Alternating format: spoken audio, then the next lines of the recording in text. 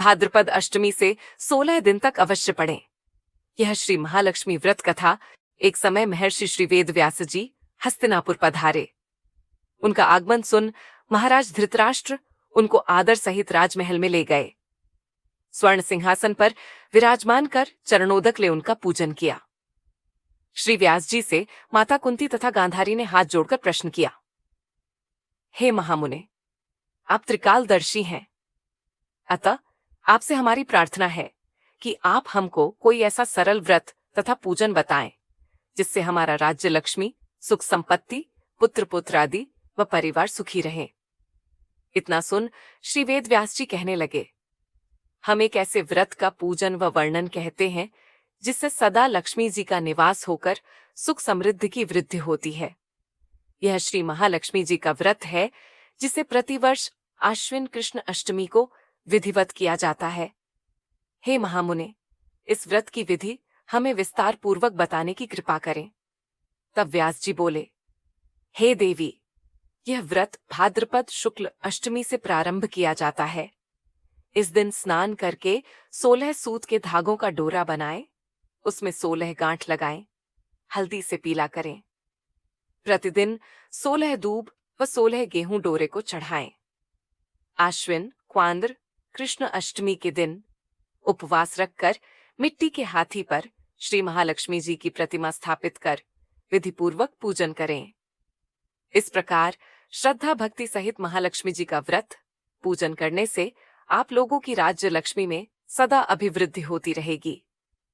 इस प्रकार व्रत का विधान बताकर श्री वेद व्यास जी अपने आश्रम को प्रस्थान कर गए। इधर समयानुसार भाद्रपद शुक्ल अष्टमी से गांधारी तथा कुंती अपने अपने महलों में नगर की स्त्रियों सहित व्रत का आरंभ करने लगी। इस प्रकार 15 दिन बीत गए। 16वें दिन आश्विन कृष्ण अष्टमी के दिन गांधारी ने नगर की सभी प्रतिष्ठित महिलाओं को पूजन के लिए अपने महल में बुलवा लिया। माता कुंती के यहाँ कोई भी महिला पूजन के लिए नहीं आई। साथ ही माता कुंती को भी गांधारी ने नहीं बुलाया। ऐसा करने से माता कुंती ने अपना बड़ा अपमान समझा। उन्होंने पूजन की कोई तैयारी नहीं की एवं उदास होकर बैठ गईं। जब पांचों पांडव युधिष्ठिर, अर्जुन, भीम, नकुल और सहदेव महल में आए तो कुंती को उदास देखकर पूछा, हे माता, आप इस प्रकार उदास क्यों हैं? आपने पूजन की तैयारी क्यों नहीं की? तब माता कुंती ने कहा, हे पुत्र, आज महालक्ष्मी जी के व्रत का उत्सव गांधारी के महल में मनाया जा रहा है। उन्होंने नगर की समस्त महिलाओं को बुला लिया और उसके 100 पुत्रों ने मिट्टी का एक विशाल हाथी बनाया, जिस कारण सभी महिलाएं उस बड़े हाथी का पूजन करने के लिए गांधारी के यहाँ चली गईं, लेकिन मेरे यहाँ नहीं आईं। ये सुनकर अर्जुन ने कहा, हे माता, आप पूजन की तैयारी करें और नगर में बुलावा लगवा दें कि हमारे यहाँ स्वर्ग के ऐरावत हाथी की पूजन होगी। इधर माता कुंती ने नगर में ढिंढोरा पिटवा दिया और पूजा की विशाल तैयारी होने लगी। उधर अर्जुन ने बाण के द्वारा स्वर्ग से ऐरावत हाथी को बुला लिया। इधर सारे नगर में शोर मच गया कि कुंती के महल में स्वर्ग से इंद्र का ऐरावत हाथी पृथ्वी पर उतारकर पूजा जाएगा। समाचार को सुनकर नगर के सभी नर नारी, बालक एवं वृद्धों की भीड़ एकत्र होने लगी। उधर गांधारी के महल में हलचल मच गई।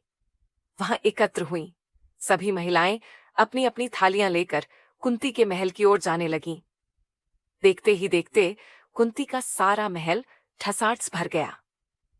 माता कुंती ने ऐरावत को खड़ा करने हेतु अनेक रंगों के चौक पुरवाकर नवीन रेशमी वस्त्र बिछवा दिए। नगरवासी स्वागत की तैयारी में फूलमाला, अबीर, गुलाल, केसर हाथों में लिए पंक्तिबद्ध खड़े थे। जब स्वर्ग से ऐरावत हाथी पृथ्वी पर उतरने लगा तो उसके आभूषणों की ध्वनि गूंजने लगी। ऐरावत के दर्शन होते ही जय जयकार के नारे लगने लगे। सायंकाल के समय इंद्र का भेजा हुआ हाथी ऐरावत माता कुंती के भवन के चौक में उतर आया।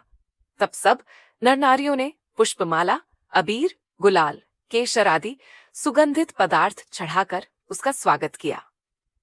राज्य पुरोहित द्वारा ऐरावत पर महालक्ष्मी जी की मूर्ति स्थापित करके वेद मंत्रोच्चारण द्वारा पूजन किया गया।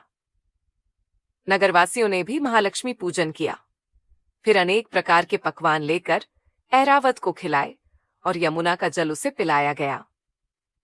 राज्य पुरोहित द्वारा स्वस्ति वाचन करके महिलाओं द्वारा महालक्ष्मी का पूजन कराया गया।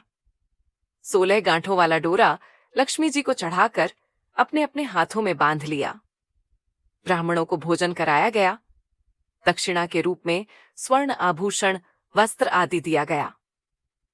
तत्पश्चात महिलाओं ने मिलकर मधुर संगीत लहरियों के साथ भजन कीर्तन कर संपूर्ण रात्रि महालक्ष्मी व्रत का जागरण किया। दूसरे दिन प्रातः राज्य पुरोहित द्वारा वेद मंत्रोच्चार के साथ जलाशय में महालक्ष्मी जी की मूर्ति का विसर्जन किया गया। फिर ऐरावत को विदा कर इंद्रलोक को भेज दिया। इस प्रकार जो स्त्रियां श्री महालक्ष्मी जी का विधिपूर्वक व्रत एवं पूजन करती हैं, उनके घर धन धान्य से पूर्ण रहते हैं तथा उनके घर में महालक्ष्मी जी सदा निवास करती हैं। इस हेतु महालक्ष्मी जी की यह स्तुति अवश्य बोलें। महालक्ष्मी नमस्तुभ्यम, नमस्तुभ्यम सुरेश्वरी। हरिप्रिये नमस्तुभ्यम, नमस्तुभ्यम दयानिधे। कहानी सुनने के लिए धन्यवाद। रेखा तिवारी चैनल को सब्सक्राइब करें और वीडियो को लाइक करें।